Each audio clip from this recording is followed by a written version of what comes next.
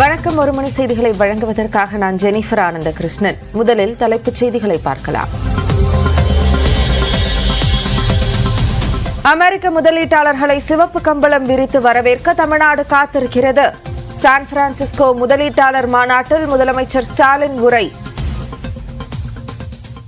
தமிழ்நாட்டின் தொழில் மற்றும் பொருளாதார மேம்பாட்டுக்கு நீங்கள் பங்களிக்க முதலீட்டாளர்களை சிவப்பு கம்பளம் விரித்து தமிழ்நாடும் உங்களை வரவேற்க காத்திருக்கிறது. சென்னையில் 2 செமிகண்டக்டர் ஆலைகள் உட்பட 900 கோடி முதலீட்டிற்காக 6 தொழில் நிறுவனங்களுடன் ஒப்பந்தம். 4100 பேருக்கு முதலமைச்சர் முன்னிலையில் கையெழுத்து.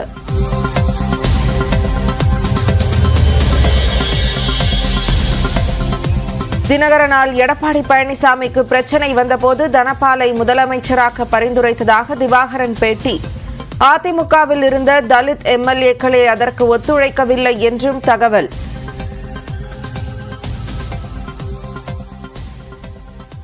தனபாலை நம்ம சபாநாயகர் முதலமைச்சராக்கணும்னு ஒரு ப்ரப்போசல் கொடுத்தேன்.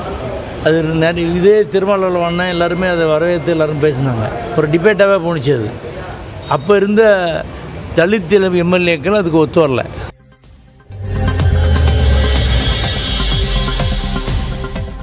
திருச்சி என்ஐடியில் மாணவிக்கு ஊழியர் பாலியல் தொல்லை என குற்றச்சாட்டு.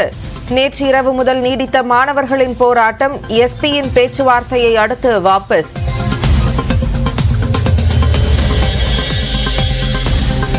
திருச்சி என்ஐடியில் ஒவ்வொரு மாணவியாக விசாரிக்கும் காவலர்கள் குழு.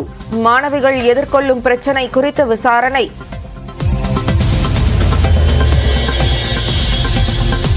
என்ஐடி விடுதி வார்டன் மீது புகார் கொடுத்தால் உரிய நடவடிக்கை எடுக்கப்படும். கல்லூரி மாணவர்கள் போராட்டம் நடத்தி வரும் நிலையில் திருச்சி ஆட்சியர் விளக்கம். வார்டன் மேல நடவடிக்கை எடுக்கணும்னு சொல்லிட்டு அந்த மாணவர்கள் சொல்லியிருக்காங்க. ஸோ அவர்கள் மீது மேனேஜ்மெண்ட்ல ஏற்கனவே கம்ப்ளைண்ட் கொடுத்துருக்காங்க. அவர்கள் இன்டர்னலா நடவடிக்கை எடுக்கிறாங்க. நம்ம பாலியல் தொடர்பான புகார்கள் மாவட்ட நிர்வாகத்திற்கு வரும் பட்சத்தில் நிச்சயமாக கடுமையான நடவடிக்கை எடுக்குது. சென்னை தீவுத்திடலில் நாளையும் நாளை மறுநாளும் ஃபார்முலா 4 கார் பந்தயம். இறுதிக்கட்ட ஏற்பாடுகள் தீவிரம்.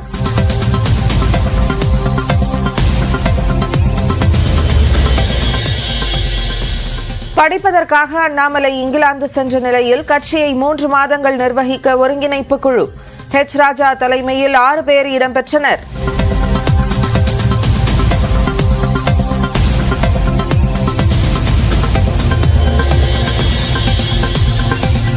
சென்னை நாகர்கோவில் இடையே புதிய வந்தே பாரத் ரயில் சேவை நாளை தொடக்கம். மதுரை பெங்களூரு வந்தே பாரத் ரயில் சேவையையும் பிரதமர் மோடி நாளை தொடங்கி வைக்கிறார்.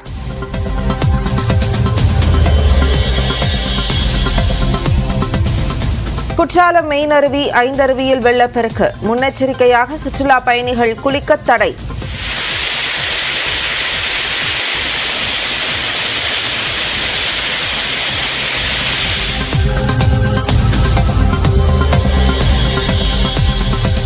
திமுக அரசு பொறுப்பேற்ற பின் 2000வது குடமுழுக்கு தரங்கம்பாடி அருகே பரசலூர் கோயிலில் நடைபெற்றது.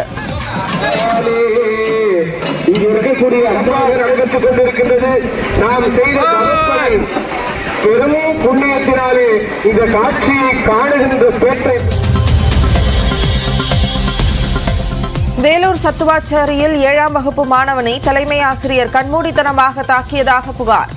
காயமடைந்த மாணவன் மருத்துவமனையில் அனுமதி.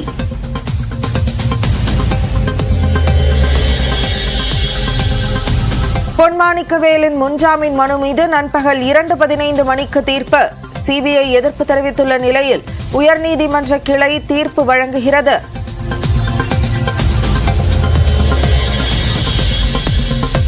₹100 கோடி நில மோசடி வழக்கில் முன்னாள் அமைச்சர் எம்.ஆர். விஜயபாஸ்கரின் சகோதரர் எம்.ஆர். சேகரின் முன்ஜாமீன் மனு தள்ளுபடி. சாட்சிகளை கலைக்க வாய்ப்புள்ளதால் முன்ஜாமீன் வழங்க முடியாது என உயர்நீதிமன்றம் திட்டவட்டம்.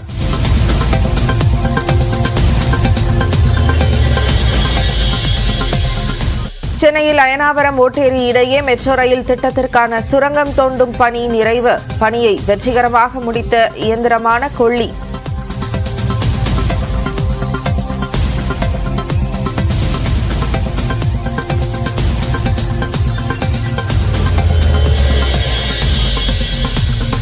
ஓடும் ரயிலில் தொல்லை கொடுத்த புகாரில் நாமக்கல்லை சேர்ந்த கிஷோர் என்பவர் கைது. தனிப்படை அமைத்து விசாரித்து வந்த ரயில்வே காவலர்கள் நடவடிக்கை.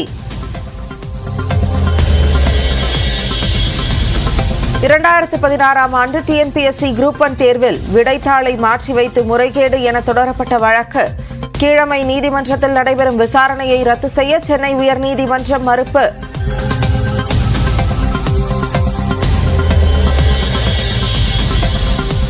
ஆந்திராவில் பொறியியல் கல்லூரி மாணவிகள் விடுதி கழிவறையில் கேமரா வைத்த மாணவர் சிக்கினார். மாணவரின் மடிக்கணினியில் 300 வீடியோக்கள் இருந்தது கண்டறியப்பட்டதால் அதிர்ச்சி. நீதி கோரி மாணவிகள் போராட்டம்.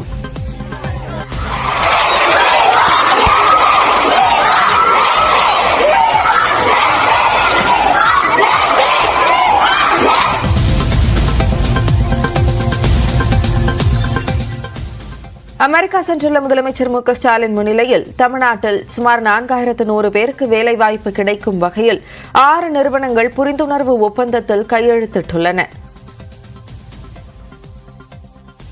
ஆசிய நாடுகளின் நுழைவாயிலான சென்னையிலிருந்துதான் நான் வருகை தந்துள்ளேன். தமிழ்நாட்டிற்கு முதலீடுகளை ஈர்க்க அரசு முறை பயணமாக முதலமைச்சர் மு க ஸ்டாலின் அமெரிக்கா சென்றுள்ளார். அமெரிக்காவின் சான் பிரான்சிஸ்கோ நகரில் நடைபெற்ற முதலீட்டாளர்கள் மாநாட்டில் கலந்து கொண்ட அவர் தேசிய அளவில் தமிழ்நாடு எந்தெந்த வகையில் தனித்து விளங்குகிறது என்பதை முதலீட்டாளர்களிடம் சுட்டிக்காட்டினார். இந்தியாவின் மொத்த உள்நாட்டு உற்பத்தியில் தமிழ்நாட்டின் பங்கு அதிக அளவில் உள்ளது. மின்னணுவியல், மோட்டார் வாகனம் அண்ட் மோட்டார் வாகன உதிரி பாகங்கள், ஜவுளி மற்றும் ஆடைகள் ஆகிய பொருட்களின் ஏற்றுமதியில் இந்தியாவிலேயே முதல் மாநிலமாக விளங்குகிறது. ஏற்றுமதி தயார்நிலை குறியீட்டிலும் தமிழ்நாடு முதலிடம் வகிக்கிறது. தொடர்ந்து பேசிய அவர் தமிழ்நாட்டில் தொழில் தொடங்குவதற்கு உள்ள உகந்த சூழல்களை எடுத்துரைத்தார். குறிப்பாக தொழில் தொடங்குவதற்கான ஒற்றை சாளர நடைமுறை, திறன் வாய்ந்த இளைஞர்கள் உள்ளிட்டவற்றை முதலமைச்சர் மேற்கோள் காட்டினார். தமிழ்நாட்டில் ஏற்கனவே சிறந்து விளங்கும் அறிவுசார் வளர்ச்சியை மேலும் மேம்படுத்தும் வகையில் சமீபத்தில் இந்தியாவிலேயே முதல் முறையாக செயற்கை நுண்ணறிவு மையம் சமீபத்திலே சென்னையிலே துவக்கி வைக்கப்பட்டது. இதனைத் தொடர்ந்து தமிழ்நாட்டில் சுமார் 4100 பேருக்கு வேலைவாய்ப்பு கிடைக்கும் வகையில் 6 நிறுவனங்கள் முதலமைச்சர் மு க ஸ்டாலின் முன்னிலையில் புரிந்துணர்வு ஒப்பந்தத்தில் கையெழுத்திட்டன. அதன்படி சென்னை சிறுசேரி சிப்காட்டில் 450 கோடி ரூபாய் முதலீட்டில் உலகின் மிகப்பெரிய நிலையான நெட்வொர்க் சோதனை வசதி கொண்ட புதிய ஆராய்ச்சி மற்றும் மேம்பாட்டு மையம் அமைக்க நோக்கியா புரிந்துணர்வு ஒப்பந்தம் மேற்கொண்டுள்ளது. இதில் 10G, 25G, 50G, 100G உள்ளிட்ட சேவை குறித்து ஆய்வு செய்யப்படும் என்றும் இதன் மூலம் 100 பேருக்கு வேலைவாய்ப்பு கிடைக்கும் என்றும் கூறப்பட்டுள்ளது. இதேபோன்று சென்னையில் 1000 பேருக்கு வேலை கிடைக்கும் வகையில் பேபால் நிறுவனத்தின் செயற்கை நுண்ணறிவிற்கான மேம்பட்ட வளர்ச்சி மையம் அமைக்க ஒப்பந்தம் மேற்கொள்ளப்பட்டுள்ளது. மேலும் சென்னை செம்மஞ்சேரியில் செமிகண்டக்டர் ஆராய்ச்சி மற்றும் மேம்பாட்டு மையம் அமைக்க மைக்ரோசிப் நிறுவனம் முதலமைச்சர் மு க ஸ்டாலின் முன்னிலையில் ஒப்பந்தத்தில் கையெழுத்திட்டது.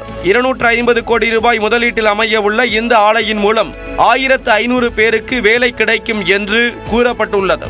இதேபோன்று சென்னை தரமணியில் 500 பேருக்கு வேலைவாய்ப்பு கிடைக்கும் வகையில் செயற்கை நுண்ணறிவு சார்ந்த செமிகண்டக்டர் உற்பத்தி மையம் அமைக்க அப்ளைடு மெட்டீரியல்ஸ் நிறுவனம் ஒப்பந்தம் செய்துள்ளது. சென்னை மட்டுமன்றி மதுரை, கோவை உள்ளிட்ட நகரங்களிலும் நிறுவனம் தொடங்க முதலமைச்சர் மு க ஸ்டாலின் முன்னிலையில் புரிந்துணர்வு ஒப்பந்தம் கையெழுத்தானது. அதன்படி மதுரை வடபடஞ்சியில் உள்ள எல்காட்டில் 50 கோடி ரூபாய் முதலீட்டில் 700 பேருக்கு வேலைவாய்ப்பு கிடைக்கும் வகையில் இன்பிங்ஸ் என்ற ஐடி நிறுவனத்தை தொடங்க ஒப்பந்தம் மேற்கொள்ளப்பட்டது. இதேபோன்று கோவை சூலூரில் 150 கோடி ரூபாய் முதலீட்டில் ஈல்டு என்ஜினியரிங் சிஸ்டம் என்ற நிறுவனம் செமிகண்டக்டர் உபகரணங்களுக்கான தயாரிப்பு மேம்பாடு மற்றும் உற்பத்தி ஆலை அமைக்க ஒப்பந்தம் மேற்கொண்டுள்ளது. இதன் மூலம் 300 பேருக்கு வேலைவாய்ப்பு கிடைக்கும் என்று கூறப்பட்டுள்ளது. ஒட்டுமொத்தமாக 8 நிறுவனங்கள் வாயிலாக சுமார் 4100 பேருக்கு வேலைவாய்ப்பு கிடைக்கும் வகையில் புரிந்துணர்வு ஒப்பந்தம் மேற்கொள்ளப்பட்டு இருப்பது குறிப்பிடத்தக்கது. பாஜக மாநில தலைவர் அண்ணாமலை லண்டன் சென்றுள்ள நிலையில் ராஜா தலைமையில் 6 பேர் கொண்ட ஒருங்கிணைப்பு குழுவை கட்சி மேலிடம் தற்காலிகமாக அமைத்துள்ளது. 6 மாத ஆராய்ச்சி படிப்பிற்காக பாஜக மாநில தலைவர் அண்ணாமலை லண்டன் சென்றுள்ளார். இந்நிலையில் கட்சி நடவடிக்கைகளை மேற்கொள்வதற்கு ராஜா தலைமையில் 6 பேர் கொண்ட ஒருங்கிணைப்பு குழுவை தேசிய பொதுச் செயலாளர் அருண் சிங் அமைத்துள்ளார். அதில் சக்கரவர்த்தி, கனக சபாபதி, முருகானந்தம், ராமசீனிவாசன், எஸ்.ஆர். சேகர் உள்ளிட்டோர் இடம்பெற்றுள்ளனர். கட்சி நடவடிக்கை சார்பாக பாஜகவின் மாநில மையக் குழுவிடம் ஆலோசித்து இந்த ஒருங்கிணைப்பு குழு முடிவுகளை எடுக்கும் என்றும் கூறப்பட்டுள்ளது. மேலும் இக்குழுவில் இடம்பெற்றுள்ள ஒவ்வொரு உறுப்பினரும் 1 அல்லது 2 மண்டலங்களை கவனித்துக் கொள்வார்கள் என்றும் பாஜக தலைமை அறிவித்துள்ளது.